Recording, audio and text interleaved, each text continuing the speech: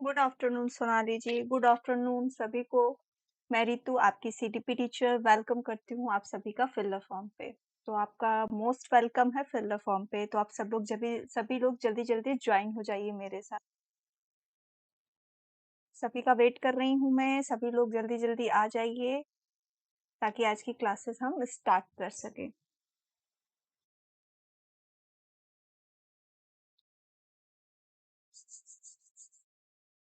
जितने लोग हों जल्दी से आ जाइए, सीडीपी की क्लासेस स्टार्ट हो चुकी हैं और आप सबका मैं वेट कर रही हूँ। जल्दी जल्दी आप सब ज्वाइन होते जाइए मुझसे।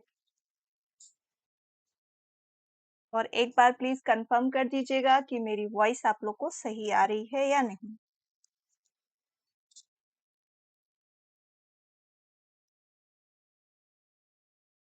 चलिए तो स्टार्ट करते हैं हम आज की क्लास। आप सभी का मोस्ट वेलकम है फिलर फॉर्म पे। मैं रितु आपको सीडीपी पढ़ा रही हूँ और आज मेरी अगली क्लास है, वो भी बहुत इम्पोर्टेंट होने वाली है। तो सभी लोग जल्दी जल्दी मेरे साथ ज्वाइन होते जाइए। चलिए फिर बात करते हैं हम आगे। सभी लोग धीरे धीरे ज्वाइन होते जाएं और जो लोग ज्वाइन होते जाएं वो अपना नाम भी चैट बॉक्स में डालते जाएं। ठीक है।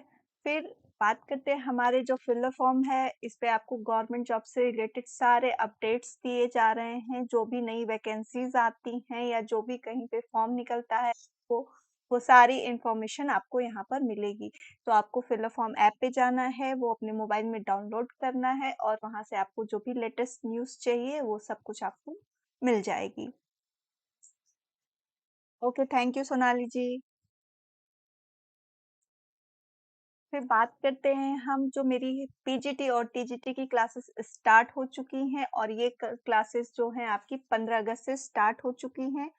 और ये सारे सब्जेक्ट्स के क्लास जो हैं आपके 8 AM से स्टार्ट हो रहे हैं और ये रात के 10 बजे तक यानी 10 PM तक चालू हैं। और जो बच्चे जिस सब्जेक्ट में जिनको प्रॉब्लम हो रही है वो इस क्लास में जाकर अपने सब्जेक्ट का प्रिपरेशन बेटर कर सकते हैं।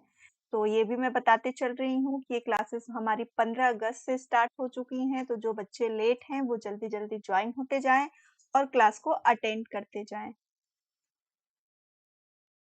हमारी नई सीटेट की बैच है वो भी स्टार्ट हो चुकी है और ये भी हमारी 15 अगस्त से कंटिन्यू क्लासेस चल रही हैं।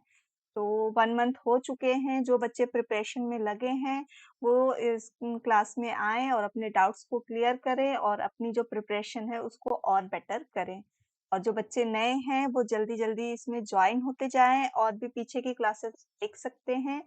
और जो भी आपको डाउट्स है, जो आपके सब टॉपिक छूट चुके हैं, आप इस क्लासेस में जाके फिर से इस टॉपिक को ले सकते हैं। तो आज हम जो नया चैप्टर पढ़ने वाले हैं वो है एक्सेप्शनल चिल्ड्रन। कल जो मैंने पढ़ा था आपको बताया था इंक्लूसिव एजुकेशन यानी कि समावेशी शिक्षा। समावेशी शिक्षा जो स्टार्ट हुई थी वो एक्सेप्शनल चिल्ड्रंस को लेते हुए ही स्टार्ट हुई थी। तो कल बस मैंने आप लोग को ये बताया था कि समावेशी शिक्षा क्या है, उसका उद्देश्य क्या है और इसको लाने का मेन मकसद क्या है। ठीक है। तो ये सब चीजें लाकर बच्चों को अलग महसूस ना हो, वो अपने प्रगति के आगे अग्रसर हों और अच्छा एजुकेशन में कर सके, इसके लिए समावेशी शिक्षा को लाई गई। अभी तक जो मैंने टॉपिक्स कराए वो बच्चों को लेकर चाइल्ड सेंटर्ड होते हुए कराया था, जितना भी उसके ग्रोथ डेवलपमेंट सबको पढ़ाया। उसके बाद मैंने इंडिविजुअल डिफरेंसेस को पढ़ाया कि हर बच्चा अपने में यूनिक है, स्पेशल है। इसको लेके ही आपको इंक्लूसिव एजुकेशन बताया और आज मैं एक्सेप्शनल चिल्ड्रन बता रही हूँ, यानी कि विशिष्ट बालक या गिफ्टेड चाइल्ड जिसको बोलते हैं। आज उसके बारे में हम एक एक करके डिटेल में पढ़ेंगे कि एक्सेप्शनल चिल्ड्रन किसे कहते हैं और इनकी शिक्षा का जो स्वरूप है वो किस तरह से होना चाहिए। तो चलिए फिर आगे बात करते हैं हम एक्सेप्शनल चिल्ड्रन की। An exceptional child is one who deviates from the normal child in mental, physical, emotional and social characteristic to an extent that the require special education service. यानी कि हर वो बच्चा जो कि एक नॉर्मल बच्चे से मेंटली, मानसिक रूप से, शारीरिक रूप से और संवेगात्मक रूप से भिन्न होता है, उसको एक स्पेशल शिक्षा की कहें विशेष शिक्षा की आवश्यकता होती है, ताकि वो अपने शैक्षिक उपलब्धियों को प्राप्त कर सके। इसी शैक्षिक विशेषता में यह उससे बिलो भी होते हैं, एवरेज भी होते हैं और एवरेज से ऊपर भी होते हैं। यही बात हुई कि एक असाधारण बच्चा वह है जो कि मानसिक, शारीरिक और संवेगात्मक रूप से सामान्य बच्चों से भिन्न होता है। गुड आफ्टरनून प्रतीक्षा जी।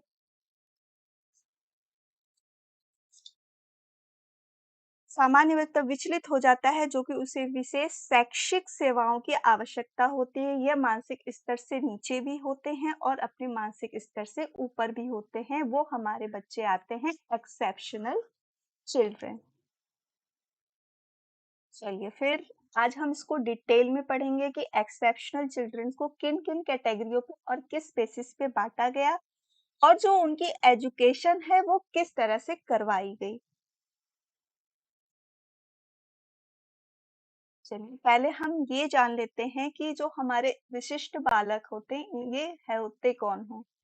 प्रत्येक विद्यालय में शिक्षा प्राप्त करने के लिए कुछ सामान्य बालक प्रवेश कहते हैं करते हैं, तो कुछ ऐसे बालक प्रवेश लेते हैं जिनमें विशेष प्रकार की शारीरिक और मानसिक विशेषताएं पाई जाती हैं जो सामान्य बालकों से भिन्न होते हैं। इनमें से भी कुछ बालक प्रतिभाशाली तो कुछ मंदबुद्धि और कुछ पिछड़े होते हैं। जो ये विशिष्ट बालक होते हैं वो सामान्य बालकों से उच्च भी होते हैं और निम्न भी होते हैं। तो इन बालकों में वो प्रतिभाशाली बालक भी होते हैं और हमारे मंदबुद्धि बच्चे या पिछड़े बालक भी आते हैं। और जो कुछ शारीरिक दोष होता है, जिनको कुछ फिजिकली जिनके अंदर डिफिशियंसी हो जाती है, वो बच्चे भी इसमें शामिल होते हैं। इनको हम विशिष्ट बालक की संज्ञा देते हैं, अर्थात इन्हें हम स्पेशल चाइल्ड कहते हैं। इनके लिए जो शिक्षा की व्यवस्था होती है वो भी एक स्पेशल तरीके से देनी पड़ती है, क्योंकि ये जो नॉर्मल बच्चे होते हैं उनसे ये डिफरेंट होते हैं, हर वे में डिफरेंट होते हैं। उनके फिजिकली कह लें, इमोशनली कह लें या मेंटली कह लें, ये उनसे थोड़े डिफर होते हैं, इसलिए ये स्पेशल होते हैं। ठीक है, यहाँ तक तो आप लोग को क्लियर हो गया होगा कि विशिष्ट बालक जो होते हैं वो कौन होते हैं, उनमें किन-किन बच्चों को हम शामिल करते हैं। चलिए फिर बात करते हैं हम आगे कि विशिष्ट बालक की जो एक उचित परिभाषा के रूप में कैसे इसको एक्सप्लेन कर सकते हैं, उसके बारे में जानते हैं। वह बालक जो मानसिक, शारीरिक, सामाजिक और संवेगात्मक विशेषताओं में औसत से विशिष्ट हो। यह विशिष्टता इस स्तर की हो कि उसे अपने विकास क्षमता की उच्चतम सीमा तक पहुंचाने के लिए विशेष प्रशिक्षण की आवश्यकता हो। इन्हें हम विशिष्ट बालक कहते हैं। यानी कि वो बच्चा जो मानसिक, शारीरिक रूप और संवेगात्मक रूप से औसत हो या उससे ज्यादा हो या कम हो, इनके उनको एक प्रशिक्षित करने के लिए, उनके उच्चतम सीमा तक पहुंचाने के लिए एक स्पेशल कह सकते हैं प्रशिक्षण देकर उनको आगे बढ़ाया जाता है। वो बच्चे हमारे स्पेशल चाइल्ड कहलाते हैं।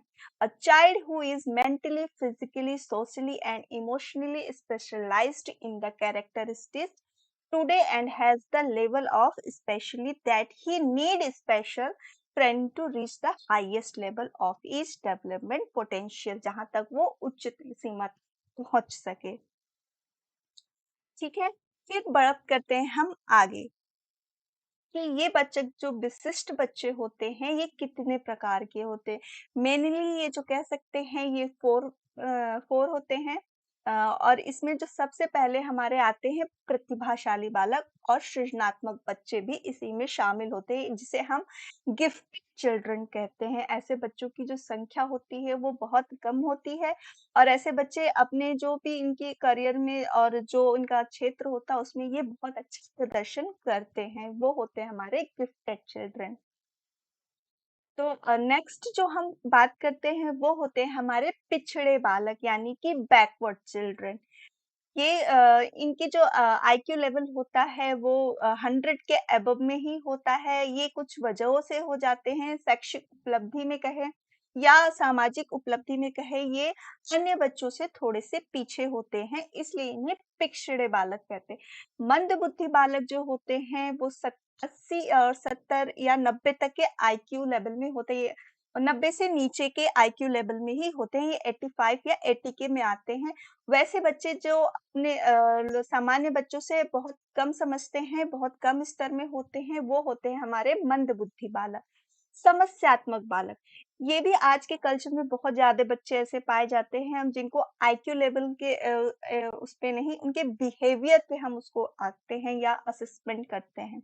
ऐसे बच्चे क्लास में कुछ ना कुछ वजहों से प्रॉब्लम क्रिएट करते हैं या खुद भी प्रॉब्लम में पड़ जाते हैं, और जो उनका एजुकेशन है, इस फील्ड में वो बहुत अच्छा नहीं कर पाते हैं। इसके पीछे भी बहुत सारे रीज़न होते हैं, जिसको आज हम इस चैप्टर में बहुत डिटेल से पढ़ेंगे।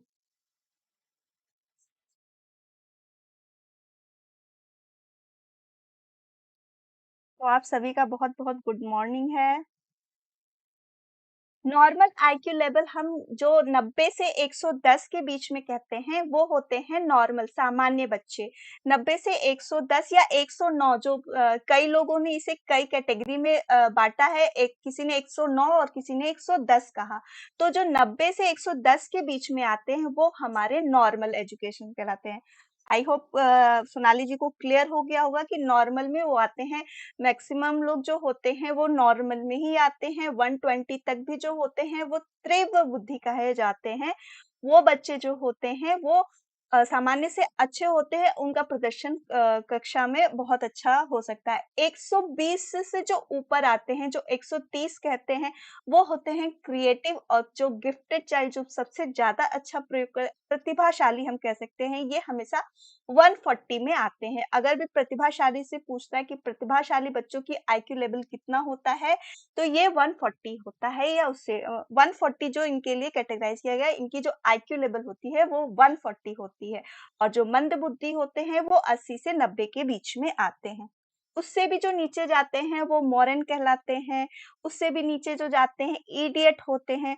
इस तरह से कई लेवल में कैटेगराइज़ हुआ है, जो मैं आपको आगे भी बताते चलूँगी। ओके, चलिए ठीक है। यहाँ तक आप लोग को क्लियर हो गया। अब इसको हम एक-एक करके पढ़ेंगे कि प्रतिभाशाली बालक कौन होते हैं, इनका आईक्यू लेवल कैसा होता है, इनका मेंटली फिज़िकली डेवलपमेंट कैसा होता है। इससे बहुत बार आपके प्रश्न पूछे गए हैं, इनकी चिंतन के बारे में पूछे गए हैं, ये किस तरह से सोचते हैं, कैसा इनका प्रदर्शन होता है, आज इन सबको हम डिटेल में पढ़ेंगे। तो प्रतिभाशाली बालक जो होते हैं, ये मोस्टली 1% या 2% ही होते हैं, जिनका आईक्यू लेवल 140 या 130 के बीच में होता है। क्लियर है मेरी बात? तो प्रतिभाशाली बालक शारीरिक गठन, सामाजिक समायोजन, व्यक्तित्व के लक्षणों, विद्यालय उपलब्धि और खेल सूचना और रुचियों को भी बहुरूपता में सामान्य बालकों से बहुत श्रेष्ठ होते हैं। ये जो बालक होते हैं, इनका जो आईक्यू लेवल तो अच्छा होता ही है, और इनका जो प्रदर्शन होता है केवल शैक्षिक रूप में ही नहीं, अदर फील्ड में भी बहुत अच्छा होता है। जैसे इनका फिजिकली अगर हम ले लें, तो इनका जो शारीरिक गठन होता है वो बहुत स्वस्थ होता है। अन्य बच्चों के में इनका वजन भार जो होता है सामान्य बच्चों से अधिक होता है। ये इनकी जो इंद्रिय सेंसरी ऑर्गन्स होते हैं वो बहुत एक्टिव होते हैं, किसी चीज़ों को बहुत जल्दी समझ लेते हैं, बहुत जल्दी किसी निष्कर्ष पे पहुँच जाते हैं। यानी कह सकते हैं ये बहुत क्रिएटिव होते हैं, अपने सेंसरी ऑर्गन्स को बहुत अच्छा इस्तेमाल करना जानते हैं कि उसको कैसे हमें यूज़ करना है, और उसका अच्छे से यूज़ भी करते हैं। वो होते हैं हमारे प्रतिभाशाली बच्चे। बात करें इनके सामाजिक समायोजन की, तो ये लोगों से भी बहुत अच्छे होते हैं। इनका जो अपने एनवायरनमेंट या सोशल से जो इंटरेक्शन होता है वो भी बहुत अच्छा होता है। एक तरह से कहते हैं कि इनका जो हर चीज़ में बिहेवियर होता है वो बहुत अच्छा होता है अलग बच्चों से, सामान्य बच्चों से। और इनके जो लक्षण होते हैं, ये हर चीज़ों को बहुत तोड़-मरोड़ के चीज़ों को देखना, उसके फैक्ट तक पहुँचना, किसी चीज़ पर तुरंत निर्णय लेना, उसको अच्छी तरह से उसको सॉल्यूशन करना, हाइपोथेसिस बनाना, फिर एक अपने निष्कर्ष पर पहुँचना। ये किसी भी चीज़ को सीधे कह देने से नहीं मानते हैं, हर चीज़ों को अपने स्तर पर एनालाइज़ करते हैं, फिर उस फैक्ट को समझते हैं। इतनी इनकी सेंसरी ऑर्गन्स जो होती है, इतनी एक्टिव होती है। बात करें इनके जो स्कूल में अदर करिकुलम्स जो होते हैं, जो हमारे कह सकते हैं जो डिबेट कॉम्पिटिशन होते हैं, जो कल्चरल प्रोग्राम होते हैं, जो गेम एक्टिविटीज़ होती है, उसमें भी इनका प्रदर्शन सामान्य बच्चों की अपेक्षा बहुत अच्छा होता है।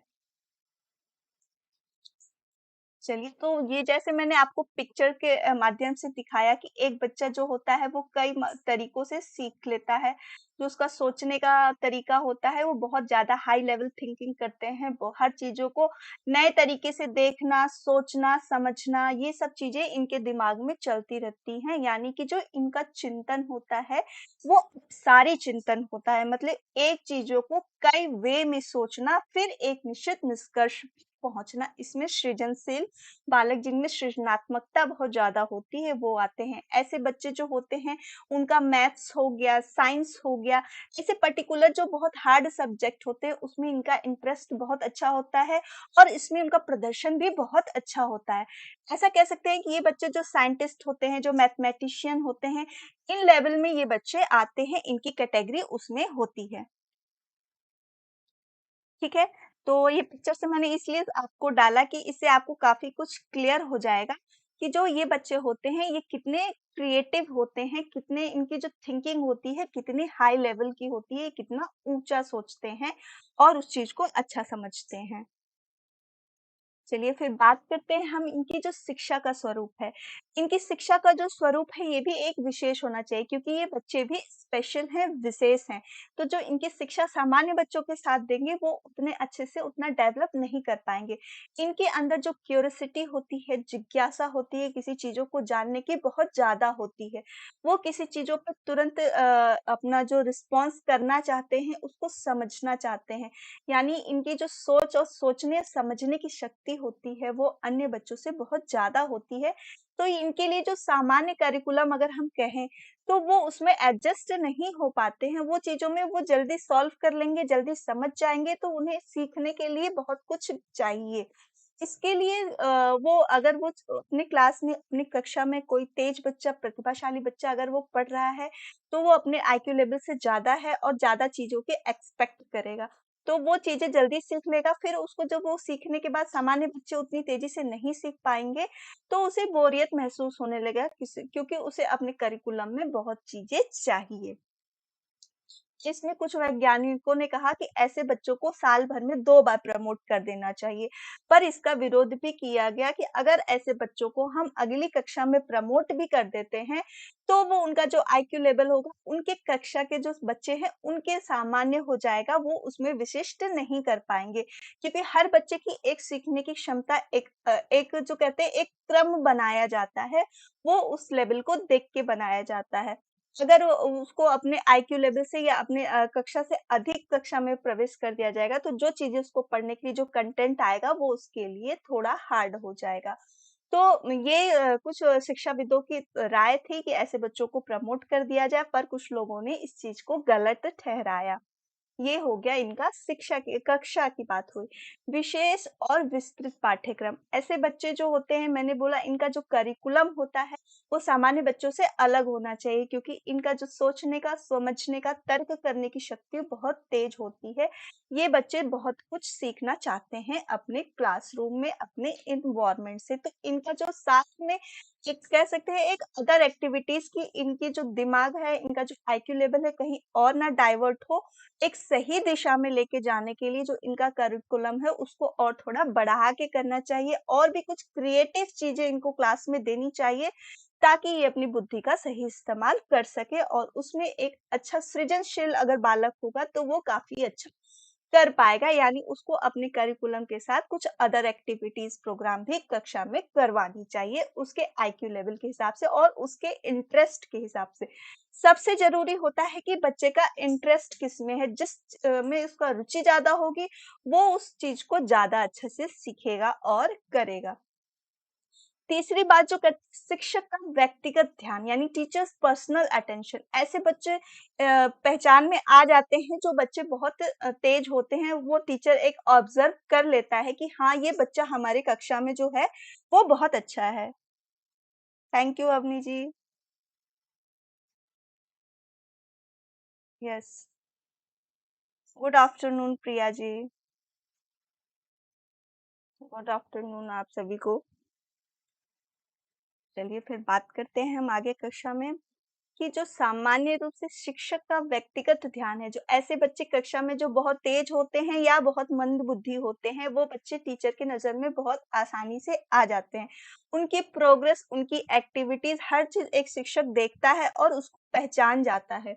तो जब ऐसे बच्चों की क्लास में ऐसे बच्चे होते हैं जो एक आध बहुत अच्छा करते हैं, टीचर उसको जान जाते हैं। तो टीचर का जो एक टीचर के हिसाब से जो सोच के कहें कि उसको देखने के लिए कि वो बच्चा कितना अच्छा कर सकता है, उस पे थोड़ा-सा व्यक्तिगत ध्यान देते हुए कि वो किस दिशा में जा रहा है और उसे किस दिशा में मोटिवेट करना है और इंस्ट्रक्शन देना है, ताकि वो जो भी जिस चीज़ में है, मैथ में है, इंग्लिश में है, संगीत में, किसी भी फील्ड में है वो, उस चीज़ में वो जाके बेहतर प्रदर्शन कर सके। अपने पोटेंशियल को उस बच्चे के पोटेंशियल को पहचाना सके, उससे अवगत करा सके, वो एक शिक्षक का विशेष कार्य होता है। तो एक तरह से कह सकते हैं कि टीचर का ऐसे बच्चों पे थोड़ा-सा स्पेशल अटेंशन होना चाहिए, ताकि वो उनको सही निर्देश दे सके, गाइडेंस दे सके, इसलिए उसको व्यक्तिगत ध्यान देना चाहिए। विशेष अध्ययन की व्यवस्थाएँ।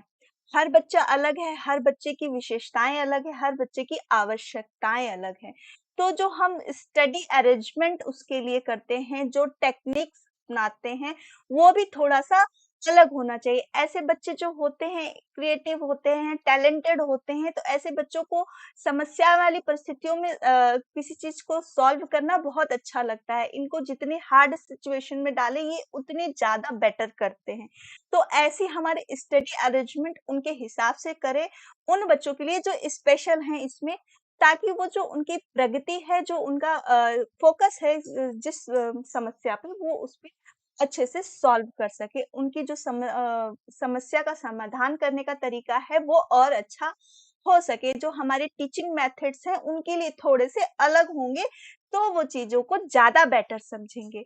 ये उनके हम टीचिंग में मेथड्स जो यूज़ करते हैं, उनके लिए इसको इस्तेमाल करते हैं। तो ये भी हमारे लिए बहुत अच्छा एक स्पेशल चाइल्ड के लिए जो प्रतिभावान है, सृजनशील है, इसमें हम दोनों बच्चों को इंक्लूड करेंगे जो 130-140 के बीच में आईक्यू लेवल में आते हैं, उससे ज़्यादा भी पाए जाते हैं, ऐसा बताया गया है। तो उनके लिए सामान्य रूप से कक्षा उन्नति यानी प्रमोट कर दें, उनके लिए जो करिकुलम है थोड़ा-सा बढ़ा दें, लेंथी कर दें, थोड़ा हार्ड उनको हार्ड सिचुएशन में पढ़ना, सोचने-समझने की इनकी शक्ति जो होती है, बहुत तीव्र होती है। इसलिए जो इनका करिकुलम सेट किया जाए, अलग से जो करिकुलम सेट क्योंकि जो सामान्य बच्चे हैं, उनके लिए सबके लिए तो एक ही करिकुलम रहेगा, लेकिन जो अदर हम कुछ डाल सकते हैं, जिससे इनकी क्रिएटिविटी और अच्छी हो सके, वैसा करिकुलम तैयार करें या को-करिकुलम भी साथ में ले चलें। डिबेट कॉम्पिटिशन होता है, बहुत सारे ऐसे एक्टिविटीज़ होते हैं, अलग से पाठनशालाएँ, पुस्तकालय खोल सकते हैं, जिससे बच्चे जाकर उसमें अच्छे से अच्छा ज्ञान प्राप्त कर सके क्योंकि इनके अंदर क्यूरियोसिटी होती है और इनकी क्यूरियोसिटी को शांत करना भी बहुत ज़्यादा ज़रूरी है। इसलिए इनके लिए ऐसे बुक्स, ऐसे एनवायरनमेंट्स, ऐसा लैब हर चीज़ की व्यवस्था करनी चाहिए जहाँ पे ये अपने आप को अच्छे से प्रगति कर सके और अच्छे से सोच सके। ठीक है? तो ये हमारी हो गई कि इनकी कक्षा में जो इनके शिक्षा का स्वरूप है वो कैसा होना चाहिए। बात करते हैं हम सेकंड की पिछड़े बालक कौन होते हैं। इनका आईक्यू लेवल हम कह सकते हैं 90 से 100 के बीच में रहता है। ये जो औसत बच्चे होते हैं उनकी अपेक्षा इनका कार्य जो होता है वो पीछे होता है। यानी वो अपने औसत जो सामान्य बच्चे कार्य कर सकते हैं वो उसकी अपेक्षा वो उस तरह का कार्य नहीं कर पाते हैं। वैसे बच्चे जो होते हैं वो हमारे पिछड़े बालक कहलाते हैं। इनकी कुछ विशेषताओं को हम ध्यान से देखकर कक्षा में इनको पहचान सकते हैं कि ऐसे बच्चे हमारे कौन से होते हैं। पिछड़े बालक की विशेषताएँ जो होती हैं, इनकी जो सीखने की लर्निंग होती है, वो बहुत स्लो होती है। जीवन में ये किसी चीज़ में बहुत ज़्यादा एक्साइटमेंट नहीं होता है, किसी भी चीज़ को ये जिज्ञासा जो क्रिएटिव बच्चे और इंटेलिजेंट बच्चों में होता है, वो इनमें नहीं होता है, इसलिए जो इनकी निराशा का अनुभव बहुत ज़्यादा करते हैं। किसी भी चीज़ को सोचने-समझने में ये ज़्यादा तर्क-वितर्क करना नहीं चाहते हैं। एक तरह से कहें कि बहुत शांत प्रवृत्ति वाले हो जाते हैं, निराशा का अनुभव ज़्यादा करते हैं। दूसरी अगर हम बात करते हैं कि समाज विरोधी कार्यों की प्रवृत्ति, यानी कि ऐसे बालक जब इनका पढ़ने में मन नहीं लगता है, ये उसमें गति नहीं कर पाते हैं, सही से नहीं सीख पाते हैं, किसी भी चीज़ में एक्साइटमेंट नहीं होती है, तो इनका जो माइंड होता है, इनका जो अट्रैक्शन होता है, वो हमेशा रॉन्ग वे में जाता है। वो कुछ गलत चीज़ों के चीज़ों में पड़ जाते हैं या ऐसी चीज़ें प्रवृत्ति उनके अंदर पनप जाती है कि वो गलत बिहेवियर अपना लेते हैं। तो वो ऐसे भी कार्य करने लगते हैं जो समाज के अकॉर्डिंग नहीं होता है, वो उसके विरुद्ध होता है। फिर क्लियर है आप लोग को यहाँ तक? तो बात करते हैं हम आगे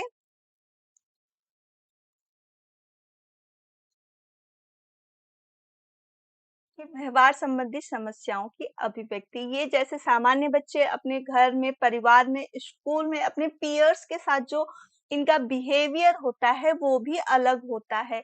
चिड़चिड़े स्वभाव के होना, किसी बातों को रिप्लाई नहीं करना, ये सब जो एक्टिविटीज होती हैं इन बच्चों में पनपने लगती है, इन बच्चों में ये होने लगती है, ये होते हैं हमारे पिछड़े बालक। यहाँ तक अगर आप लोग को सब क्लियर हो तो एक बार आप बताते भी जाना कि आपको यहाँ तक कुछ समझने में प्रॉब्लम नहीं हुई कि प्रतिभाशाली बालक कौन होते हैं और पिछड़े बालक कौन होते हैं। ठीक है, एक बार आप लोग कंफर्म करते भी चलो कि आपको ये बातें सब क्लियर हो रही हैं तो फिर मैं आगे बढ़ूँ।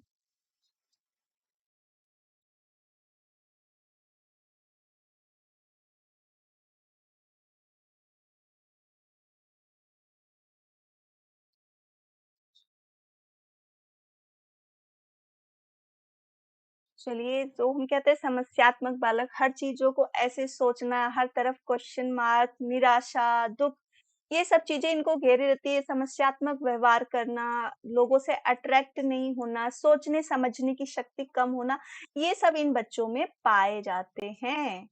ये हमारे होते हैं पिछड़े बालक। आई होप यहाँ तक आप लोग को क्लियर हो रहा होगा। बात करते हैं हम आगे कि इनकी शैक्षिक और मंदता का कारण क्या होता है? ये अन्य बच्चों से पिछड़े कैसे होते हैं? पिछड़ेपन व शैक्षिक मंदता के कारण निम्नलिखित हैं। सामान्य से कम शारीरिक विकास, यानी कि इनका जो विकास होता है, वो सामान्य बच्चों की अपेक्षा कम होता है। जो इनका शारीरिक विकास कह सकते हैं पूर्णतः उनके हिसाब से नहीं होता है, जो अन्य बच्चों का हुआ रहता है, यानी फिजिकली इतने अच्छे नहीं होते हैं। बात करते हैं हम इनके शारीरिक दोष। किसी प्रकार का कुछ बच्चों में होता है कि सुनने की शक्ति कम होती है, समझ देखने की शक्ति कम होती है। ऐसे बच्चों में शारीरिक दोष होने के कारण भी वो अपने सामान्य बच्चों से के अपेक्षा पीछे हो जाते हैं। ये होते हैं उनके शारीरिक दोष। फिर बात करते हैं शारीरिक रोग। कुछ बच्चे ऐसे होते हैं जिनमें शारीरिक रोग के कारण वो अन्य बच्चों से पीछे हो जाते हैं। बहुत लंबे बीमारी की वजह से भी ये अच्छे से ग्रोथ और डेवलपमेंट इनका अच्छा नहीं हो पाता है। इनका जो बुद्धि का स्तर कहें वो बहुत अच्छा नहीं होता है। इस वजह से भी ये बच्चे अन्य बच्चों के कारण पीछे रहते हैं, सामान्य बच्चों से पीछे रहते हैं। बात करते हैं हम कि निम्न व सामान्य बुद्धि, जो इनका आईक्यू लेवल होता है वो सामान्य से कम होता है, यानी कि बहुत अच्छा इनका आईक्यू लेवल नहीं होता है। इसके पीछे भी बहुत सारे रीज़न होते हैं। इनका पारिवारिक स्थिति, आर्थिक स्थिति, इनका सामाजिक वातावरण कैसा है, उसके आधार पर ये निर्धारित होता है।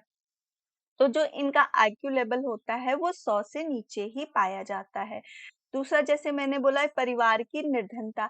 परिवार के पास उतना सामर्थ्य नहीं है जिससे उसका डेवलपमेंट ग्रोथ बहुत अच्छा हो सके।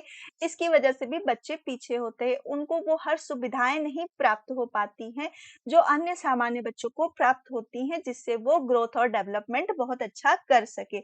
इस वजह से भी उनकी जो कह सकते हैं उनका जो विकास है वो धीरे होता है और ये सामान्य बच्चों से अलग हो जाते हैं। जो इनका आईक्यू लेवल है वो कम हो जाता है, इनका शारीरिक विकास रुक जाता है, इनकी सोचने समझने की शक्ति कम हो जाती है। इन वजहों की वजह से बच्चे शैक्षिक मंदता के कारण में फंस जाते हैं और शैक्षिक रूप से ये पीछे हो जाते हैं। ऐसे बच्चे हमारे पिछड़े बालक में आते हैं। चलिए फिर बात करते हैं पिछड़ेपन बालकों की शिक्षा। इनकी शिक्षा अगर हमको करानी है, इनको उस लेवल तक लाना है, उनको अच्छा करना है, तो हम शिक्षा के रूप में शिक्षा के स्तर पर क्या कर सकते हैं? विशिष्ट विद्यालय की स्थापना करना, यानी कि ऐसे बच्चे जो अपने आप को सामान्य बच्चों के अपेक्षा कम समझते हैं या उतनी अच्छे से ग्रोथ और डेवलपमेंट नहीं कर पा रहे हैं, तो जो इनके लिए विद्यालय स्पेशल स्कूल जो इनकी रिक्वायरमेंट्स को पूरी कर सके, वैसे विद्यालयों की स्थापना करना। ठीक है, एस्टेब्लिशमेंट ऑफ स्पेशल स्कूल। फिर बात करें विशिष्ट कक्षाओं की स्थापना करना। जो बच्चे शैक्षिक रूप से पीछे हैं, उनके लिए कुछ एक्स्ट्रा क्लासेस दे सकते हैं। अभी भी हम अब सारे स्कूलों में ये व्यवस्था करी गई है कि जो बच्चे अन्य बच्चों की अपेक्षा थोड़ा धीमे कर रहे हैं, धीमे लिख रहे हैं, धीमे सीख रहे हैं, यानी उनकी जो सीखनी है, जो लर्निंग है, वो बहुत स्लो है, तो उनके लिए स्पेशल क्लासेस अरेंज करा के उसको उनके बराबर लाने की कोशिश कर सकते हैं। ऐसे बच्चों के लिए कुछ एक्स्ट्रा क्लासेस का व्यवस्था करना। छोटे समूहों में शिक्षा देना। बहुत सारे बच्चों को एक साथ शिक्षा देने में भी दिक्कत होती है कि हर बच्चे को पर्सनली ध्यान देना एक शिक्षक के लिए बहुत मुश्किल का कार्य हो जाता है। ऐसे समय में क्या होता है कि छोटे समूहों में जब बच्चे पढ़ते हैं तो काफ़ी अच्छे से सीख पाते हैं और जो शिक्षक होता है, वो उस पे स्पेशल ध्यान दे पाता है, वो उसको अच्छे से सीख पाता है, सिखा पाता है। तो बच्चे की जो सीखने की गति होगी वो अन्य बच्चों के समान आने लगेगी, उस पे स्पेशल अटेंशन मिलेगा तो वो उस चीज़ों को थोड़ा बेटर करना सीख जाएँगे। ठीक है? ऐसे बच्चों के लिए जो पाठ्यक्रम का निर्माण है वो एवरेज बच्चों के हिसाब से थोड़ा-सा उनके लिए ईज़ी कर दें, ताकि वो चीज़ों को अच्छे से सीख सके या उस पे स्पेशल वर्क करा सके या एक्टिविटीज़ के थ्रू टीचिंग मेथड्स थोड़े से चेंज करके हम उसको अच्छा करा सकते हैं, उन बच्चों को अच्छा फ़ील करा सकते हैं, उनको एजुकेशन में हम अच्छा कर सकते हैं। ऐसा नहीं है कि ये बच्चे अच्छा नहीं कर पाएँगे, बहुत बेटर नहीं कर पाएँगे, पर ये अच्छा कर लेंगे अगर उनके ऊपर इन सब चीज़ों को थोड़ा-सा ध्यान दिया जाए, तो वो उन चीज़ों को बहुत अच्छे से कर पाएँगे। फिर बात करते हैं कि मानसिक रूप से मंद बालक या मंद बालक का अर्थ क्या होता है? जो मेंटली रिटायर्ड चिल्ड्रन या मंदबुद्धि बालक हम कहते हैं। ऐसे बच्चों का जो आईक्यू लेवल होता है वो 80 से 90, 85 से नीचे ही पाया जाता है। वैसे बालक जो होते हैं वो हमारे मंदबुद्धि क बालक कहलाते हैं, यानी जो इनकी बुद्धि लब्धि होती है वो साधारण बच्चों से कम होती है। ये विद्यालय में असफलताओं के कारण निराश हो जाते हैं, यानी कि बार-बार जो इनका अचीवमेंट लेवल होता है वो कम होता जाता है, जो शैक्षिक उपलब्धि होती है उनकी कम होती है, वो इतना अच्छा नंबर गेन नहीं कर पाते या अपनी कक्षा में उतना अच्छा प्रदर्शन नहीं कर पाते हैं। इस वजह से उनके अंदर निराशा की जो भावना है वो बहुत ज़्यादा विकसित हो जाती है। वो अपने आप को बहुत अकेला महसूस करने लगते हैं, वो निराश हो जाते हैं पूरी तरह से अपने आप से कि वो अच्छा नहीं कर सकते हैं। संवेगात्मक और सामाजिक असमायोजन ऐसे बच्चों का आईक्यू लेवल कम होने से उनके में जो संवेगात्मक विचलन कह सकते हैं होता है, वो हर संवेगात्मक परिस्थितियों में उस तरह से रिस्पॉन्स नहीं कर पाते हैं जैसा अन्य बच्चे करते हैं। ऐसा बहुत कुछ उनके साथ मेंटली कुछ ऐसी घटना होने की वजह से भी बच्चों में ऐसी संवेगात्मक स्थितियां उत्पन्न हो जाती हैं जिसमें वो अपने संवेगों को सही से नियंत्रण नहीं कर पाते हैं। उनका जो दूसरे लोगों के साथ एडजस्टमेंट है वो कम हो जाता है, इनके अंदर निराशा की भावना बहुत ज़्यादा होती है, उदासीन होते हैं, वो अपने आप को दूसरों के बराबर नहीं समझ पाते, वो सक्षम नहीं होते हैं चीज़ों को समझने में।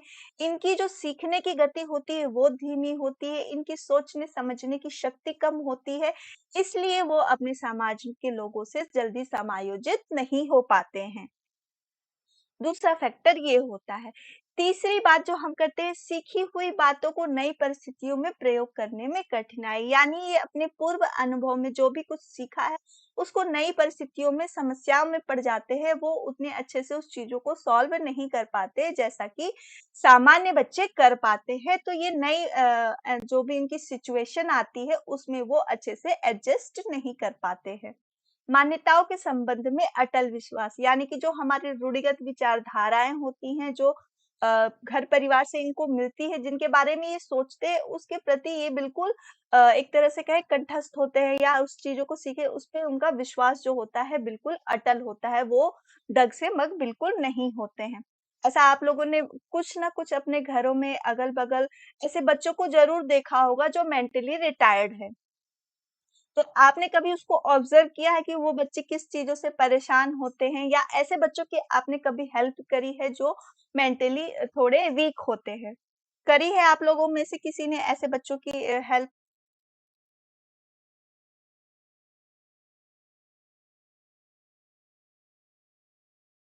मैंने ऐसे बच्चों को देखा है जो मेंटली थोड़े से वीक होते हैं, वो अपने आप को बहुत अकेला फ़ील करते हैं।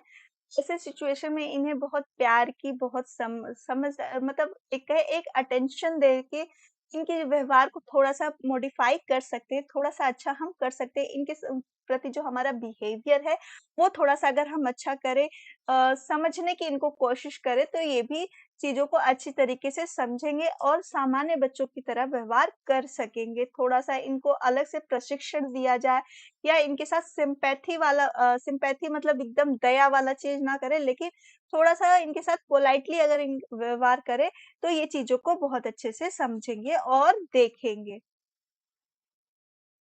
तो ऐसे बच्चे जैसे आपके मेंटली जो थोड़े से डिस्टर्ब होते हैं, वो बच्चे थोड़े से शारीरिक रूप से अलग होते हैं, जो इनकी शारीरिक विशेषताएँ होती हैं, वो सामान्य बच्चों से अलग होती है।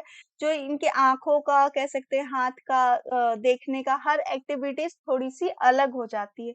जैसे आपने बहुत बच्चे ऐसे कम होते हैं, लेकिन कहीं न कहीं आप स्कूल में, घर में या कहीं भी जाते होंगे, आप लोगों ने ऐसे बच्चों को ज़रूर देखा होगा, जो इस तरह से मानसिक बुद्धि जिनकी कम होती है, आईक्यू लेवल जिनका कम होता है, आप लोगों ने इनको देखा होगा। थोड़ा-सा इनका बिहेवियर जो होता है, वो भी थोड़ा-सा अलग होता है, देखने का तरीका, सोचने का तरीका, समझने का तरीका, तर्क-वितर्क करने का तरीका, हर चीज़ इनका अलग होता है। ये एक-एक चीज़ें इसलिए भी मैं बता रही हूँ, ताकि एक-एक टॉपिक से ये प्रश्न पूछे जाते हैं कि ये बच्चे जो होते हैं, इनका व्यवहार कैसा होता है, इनकी विशेषताएँ क्या होती हैं और एक शिक्षक हैं आप, तो आप शिक्षक के रूप में ऐसे बच्चों को कैसे ट्रीट करेंगे, कैसे देखेंगे और जो इनकी शिक्षा की व्यवस्था है, वो आप कैसे करेंगे? इन सब चीज़ों को लेकर इसको एजुकेशन में डाला गया कि इनकी विशिष्टता को लेते हुए, इनकी विशेषताओं को देखते हुए उस तरह की शिक्षा इनको प्रोवाइड कराई जाए, उनके लिए वैसा करिकुलम तैयार किया जाए ताकि हर बच्चा अपने आप को स्पेशल समझे, वो दूसरों से अलग इस रूप में ना समझे कि वो अपने आप में हीन भावना का शिकार हो जाए। वो अच्छा समझे कि हम भी अपने लिए स्पेशल हैं, हमारे अंदर भी कुछ अच्छा है उन सबों की अपेक्षा। बात करते हैं हम मंदबुद्धि बालक की शिक्षा कैसी होनी चाहिए। जैसा कि मैंने बोला कि इनको स्पेशल ध्यान अटेंशन अगर दिया जाए, तो ये शिक्षा में काफ़ी अच्छा कुछ कर सकते हैं। थोड़ा-सा अपने व्यवहार में परिवर्तन ला सकते हैं और अपने आप को सामान्य बच्चों की तरह समझ सकते हैं। इनकी जो शिक्षा होती है इनका प्रशिक्षण कपड़े पहनने उतारने का अभ्यास कराना, भोजन करते समय शिष्टाचार आदि इस प्रकार की शिक्षा इनकी होनी चाहिए।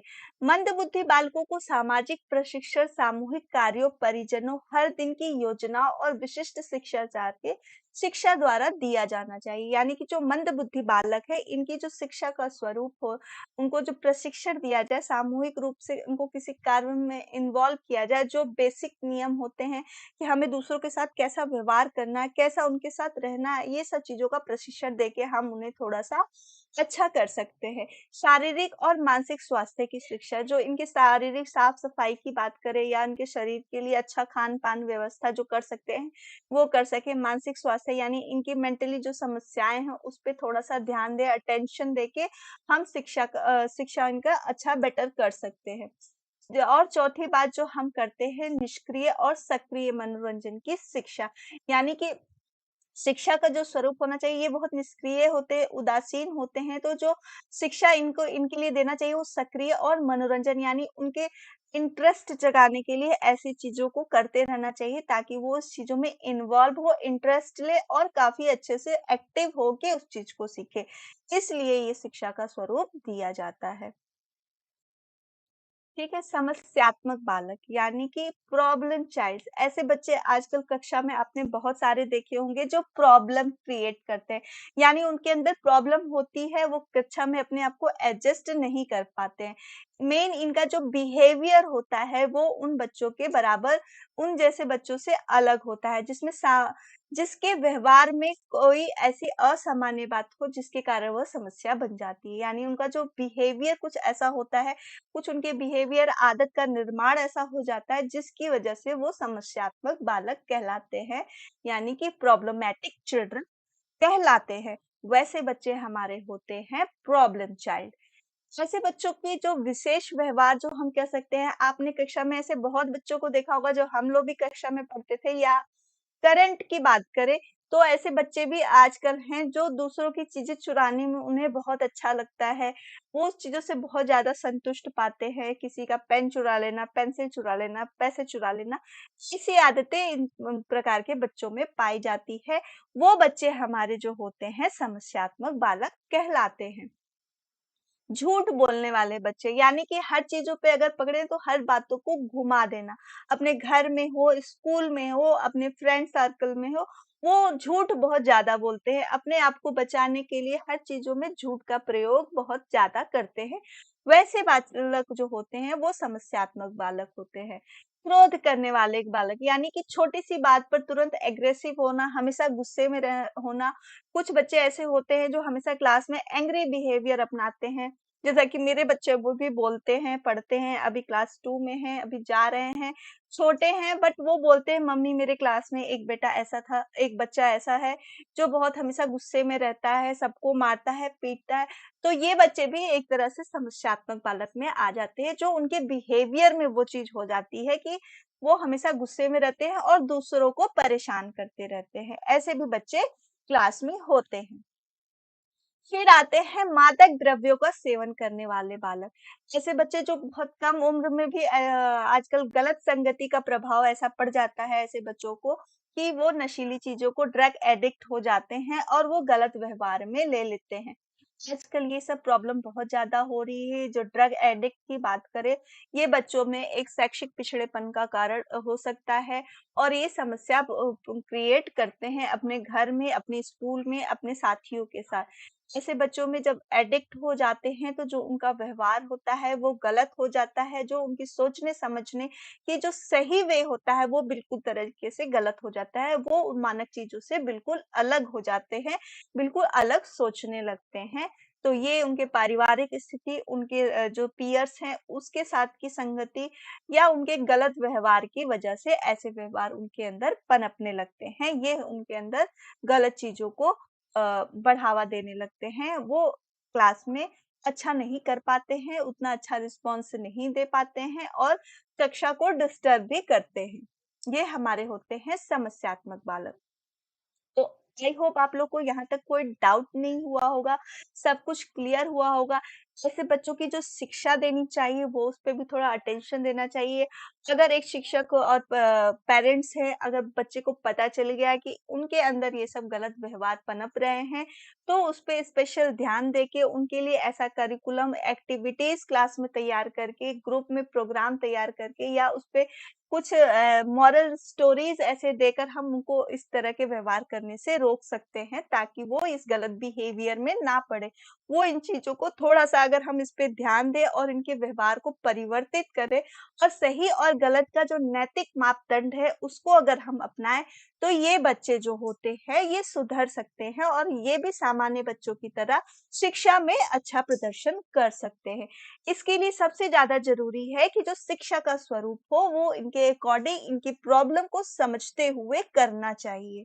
तो ये सब अगर शिक्षक अपनी कक्षा में हर बच्चों पर ध्यान दे कि वो किस तरह का है और कैसा है, उसके हिसाब से वो अपनी teaching methods, teaching skills, teaching ads को यूज़ करे और बच्चों को ऐसा वातावरण दे जिसमें वो अपना विकास बहुत अच्छे तरीके से कर सके, सही और गलत को समझ सके और अपने एनवायरनमेंट में रियल जो होते हैं उससे उसको अवगत करा सके, वो उस फीलिंग को समझ सके और जो उनका करिकुलम हो, बच्चों में फ्लेक्स उनका करिकुलम जो होना चाहिए फ्लेक्सिबिलिटी होनी चाहिए, लचीला होना चाहिए, इतना हार्ड एंड कोर नहीं होना चाहिए कि बच्चे उस चीज़ को समझ ना सके, उनके अकॉर्डिंग करके रखना चाहिए, ताकि हर एक बच्चा स्पेशल हो और हर बच्चे की जो एजुकेशन ग्रोथ हो, वो बहुत अच्छी हो और वो अच्छा विकास कर सके। इन सब चीज़ों पर ध्यान देकर हम इनकी शिक्षा का स्वरूप बहुत अच्छा कर सकते हैं। आई होप आप लोग को यहाँ तक कोई भी दिक्कत नहीं हुई होगी और आप समझ गए होंगे कि एक्सेप्शनल चिल्ड्रन कौन होते हैं और इनका जो शिक्षा का स्वरूप है, वो कैसा होना चाहिए और ये कैसे अपनाना चाहिए। तो यहाँ तक अगर आप लोग को कोई डाउट ना हो तो एक बार आप लोग क्लियर कर देना, ताकि फिर मैं आज की क्लास खत्म करूँ और कल मैं कुछ और अच्छे टॉपिक्स आपको ले आऊँ, ताकि आपका जो तैयारी हो रही है टीचिंग की वो बहुत अच्छे से हो सके और उसमें आप बहुत अच्छा कर सकें। तो यहाँ तक आपको आई होप कोई दिक्कत नहीं हो रही होगी सोचने समझने में।